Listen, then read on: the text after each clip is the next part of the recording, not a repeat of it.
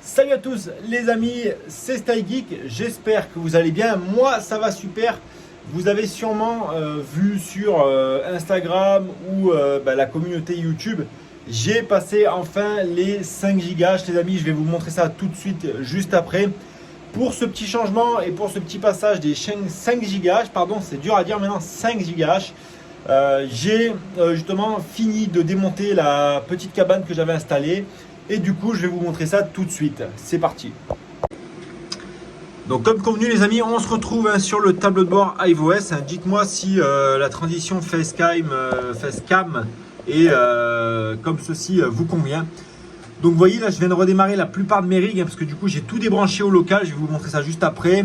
Mais voilà, donc on a bien les 5 gigas et justement j'ai au BIOS modé les cartes que j'avais à BIOS modé. J'ai également passé les 5 gigas, je suis à 5,233 gigas, donc c'est plutôt excellent, je ne vais pas me plaindre. Alors on a un petit souci là sur un de mes rigs, vous voyez qu'ici il y a un rig qui est en train de tourner, je l'ai redémarré etc, il est juste à côté de moi, je vais vous montrer juste après. Alors quand on clique dessus, vous voyez que la carte elle n'est pas reconnue juste en haut ici, mais on a bien les MH qu'elle sort, et donc on a bien la puissance totale que devrait sortir justement le rig. Donc vous voyez la carte elle est ici, il y a marqué que justement elle consomme pas etc, mais on a bien le MH. Donc pour le moment on va pas se plaindre hein, si elle est pas reconnue mais qu'elle travaille quand même, peu importe. Bref les amis, voilà, j'ai pas encore overclocké, vous voyez là le rig ici, là faut que je le fasse tout de suite d'ailleurs, enfin overclocké, j'ai pas BIOS modé cette carte là. Je vais appliquer tout de suite la ventilation, ça devrait résoudre le problème, parce que c'est vrai que 80 degrés pour la 5700, ça frotte un peu, ouais, 27% de ventilateur, bah ça va encore, c'était pas non plus folichon. Mais voilà, donc les amis, dites-moi dans les commentaires ce que vous pensez de ces 5 gigas. Est-ce que pour vous c'est quelque chose, c'est un objectif, est-ce que c'est envisageable pour vous de votre côté? Moi voilà, je m'étais fixé depuis le début de la chaîne, hein, depuis le tout début. Je m'étais simplement fixé comme objectif d'arriver aux 5 gigas. Bon maintenant, chose faite les amis, maintenant on va essayer de passer sur un autre modèle de mineur, un type ASIC ou autre mineur. Je vous en parlerai plus dans une prochaine vidéo. Maintenant on va aller voir la jolie installation que je vous ai faite. Donc pour ceux qui se rappellent, ici il y avait le bordel, donc là il n'y avait plus rien. Donc là les amis, j'ai essayé de vous ranger ça le plus proprement possible, hein, vous voyez. Donc là qu'est-ce qu'on va avoir comme rig? Et pour ceux qui ne se rappellent pas, donc là j'ai fait juste un petit coup de balai, je vais avoir bien sûr la serpillière qui va être passée très prochainement pour que ça soit vraiment très très propre. Alors pour ceux qui se rappellent les amis, j'ai commencé, j'avais des étagères comme ceci là qui traînaient en L avec des rigs dessus etc. etc. Donc là qu'est-ce que j'ai fait par la suite? Je suis venu en fait poser une cabane, je vous invite à aller voir les anciennes vidéos, il y avait une cabane qui était juste là, une cabane de 5 mètres carrés, hein. On voit encore l'emplacement ici. Dedans j'avais mis les rigs mais du coup ça chauffait énormément, ça me plaisait pas, c'était pas non plus très pratique quand on devait bricoler un rig etc. On avait du mal à attaquer derrière, enfin regarder derrière les rigs, les prises etc. Donc je me suis chauffé aujourd'hui pour fêter les 5 gigas. Je me suis dit allez je vais tout démonter, et je vais installer cette petite étagère. En attendant en fait je vais vous expliquer pourquoi, de transférer ces rigs au nouveau local. Donc là, alors comme vous pouvez voir, je vous ai montré hier, vous avez dû sûrement voir la vidéo de ce rig là, des 8 5700 sur le châssis de la boutique des oiseaux, de chez Pika, etc. Enfin très très beau rig. Le voici en fonctionnement. Par contre devant celle-ci, elle souffle énormément. Donc là, peut-être poser un récupérateur d'air, enfin voilà, je ne sais pas encore ce que je vais faire, mais je vais y venir très bientôt. Donc là j'ai juste changé le rig que j'avais dessus là, parce que du coup j'avais un rig fait maison et je suis passé sur un rig également de Pika, de la boutique des oiseaux. Très très bon rig, et je suis venu simplement rajouter une 5700 ici que je vous ai montré tout à l'heure, où j'ai monté les ventilateurs. Ensuite les amis, je suis venu monter ce deuxième rig là avec des 5700. Le voici, le voilà. Donc là, c'est un ancien châssis, bien sûr, avec une B250 Mining. Mais voilà, donc je suis pas très satisfait en fait du châssis, ça me plaît pas trop. À voir si je peux plutôt passer soit dans une caisse de minage, ou soit passer sur un rig de ce type là avec la BTCS 37, peut-être quelque chose qui me conviendra mieux. Mais sinon, niveau esthétique et niveau rendu, c'est vraiment le top du top. Vous voyez que ces cartes-là, elles n'ont pas du tout besoin de ventilateur additionnel. C'est ça qui est plutôt avantageux avec ces cartes-là. On a juste la carte qui tourne. Par contre, elles vont cracher énormément derrière de chaleur ici. Donc celui-là aussi, peut-être voir pour un... Et peut-être voir, du coup, ce que je pensais faire, c'était en fait partir sur un châssis comme ça. Le même châssis, même config, même alim, etc. Mettre, vous voyez que là, on a la place, en fait, c'est avec les deux barres pour mettre pour mettre rien du tout, normalement. Mais avec ces deux barres-là, il y a peut-être moyen de mettre un extracteur. Je vais vous montrer ce que je pense faire. Enfin, ça, c'est juste un exemple, mais voilà. Je pense que ça peut rendre quelque chose de pas mal. Vous voyez, mettre un... Pour contrôler le flux d'air, vous voyez que là, on récupère tout l'air chaud. Donc, bien sûr, adapté à la dimension du rig. Et en fait, faire une espèce d'entonnoir assez large ici. Comme j'avais fait une fois avec mes petites hottes, je ne sais pas si vous vous rappelez. Mais voilà, après, ces petites hottes-là, elles marchaient très bien, mais uniquement pour ces cartes-là, car on a tout l'air chaud qui est expulsé vers là. Donc, ça peut être une bonne source de chaleur, hein. Donc pourquoi pas, à voir vraiment ce que ça donne par la suite. Là on a le même problème, donc si on part sur le même rig, faire deux mêmes hottes avec un conduit juste en dessus et en dessous qui est aspiré, etc. Donc l'installation électrique, les amis, elle est là. Il y en a beaucoup qui m'ont demandé l'installation électrique, mais voilà. Donc là on a du 20 carrés ou non, du 16 carrés, pardon, alors je sais même plus, je ne vais pas vous dire de conneries. C'est du 16 ou du 20 carrés, peut-être, j'en sais rien. Ensuite on a deux circuits en 16 ampères avec du 2,5 qui partent ici. Une 3 prises là-bas, une 3 prises ici. Là, on est venu mettre une prise connectée avec une multiprise pour brancher les petits rigs ici. Tac, tac, tac. Et là, dessous, qu'est-ce qu'on a? Là, on a un rig avec du coup les 3090, les 3080. Qu'est-ce qu'on a d'autre?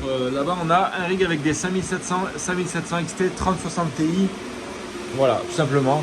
Et là, voilà ce que j'utilise comme répartiteur, les amis, parce que je sais qu'il y en a plein qui m'ont demandé. C'est du TP-Link avec 10 ports, je crois, dessus, quelque chose comme ça. Bon, là, je suis pas encore trop fan des câbles qui restent. Après, les plus gros câbles qui pendent ici, ça va être tous des câbles RJ45. À voir si je peux pas les faire passer ici avec du petit velcro vraiment proprement.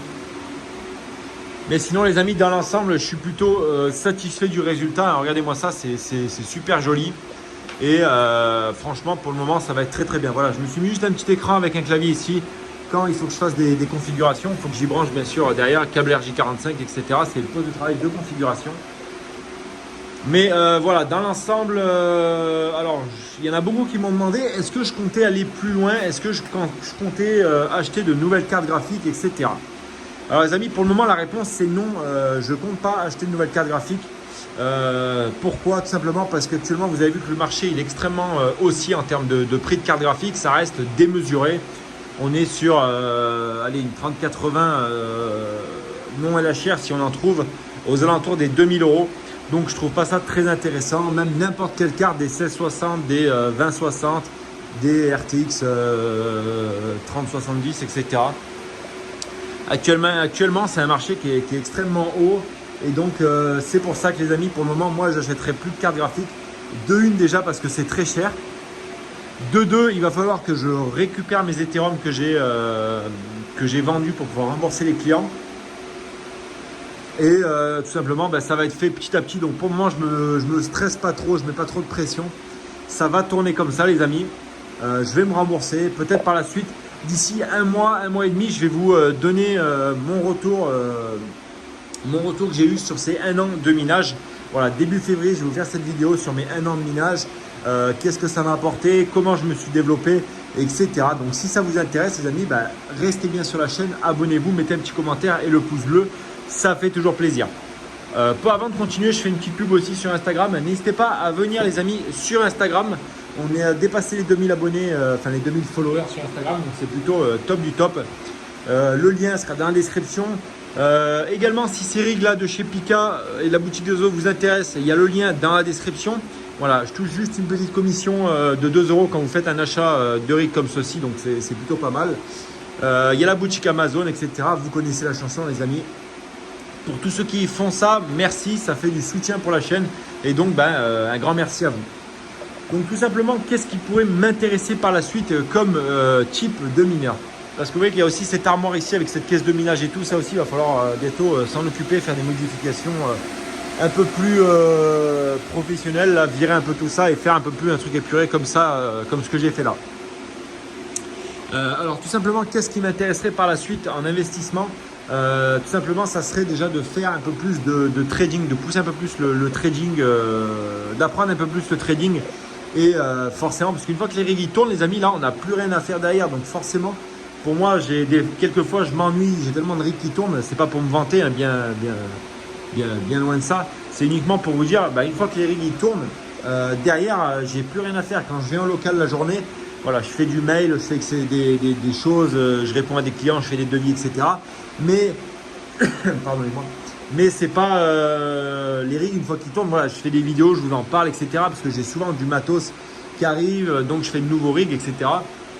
Mais à la longue, forcément, ça devient pas répétitif, hein, mais voilà, c'est au bout d'un moment, quand on n'a plus rien à faire, les amis, on n'a plus rien à faire. Donc le trading, j'ai déjà commencé un peu à apprendre avec un poteau, donc en tout cas, merci à lui. Mais voilà, c'est quelque chose que j'aimerais bien un peu plus pousser, investir un peu plus dans le trading et m'investir personnellement un peu plus dans le trading. Donc c'est bien sûr le trading des crypto-monnaies, bien entendu. Ensuite, là où j'aimerais bien me développer, ça serait surtout pour le minage de nouvelles crypto-monnaies comme le flux, le Toncoin, le Ravencoin, l'Ethereum classique, le Bitcoin, même si ce n'est pas une nouvelle crypto-monnaie, le Bitcoin. Mais voilà, je sais qu'il y a beaucoup d'entre vous qui attendent que j'achète un ASIC pour faire des tests et vous en parler, bien sûr. Mais c'est quelque chose qui va arriver, je pense, très bientôt parce que c'est quelque chose, j'en ai déjà vendu pour des clients, je les ai vus passer. Forcément, ça m'intéresse énormément. Alors après, il n'y a pas que des ASIC à Bitcoin, il y a des ASIC à plein d'autres petites crypto-monnaies. Donc, ça serait peut-être intéressant de comparer les ASIC, les rentabilités, etc. Voilà les amis, dites-moi si dans les commentaires, une vidéo sur un comparatif d'ASIC peut vous intéresser. Et puis, on essaiera de mettre ça en place, pas tout de suite. Mais voilà, n'hésitez pas non plus à me dire dans les commentaires les sujets de vidéos que vous aimeriez bien. Parce que je sais que des fois, il y en a plein qui mettent des commentaires, mais j'essaie de pas tout le temps, de regarder un peu dans les commentaires, savoir les sujets qui peuvent vous intéresser. Il y a beaucoup d'inspiration dans les commentaires, hein. En tout cas, voilà.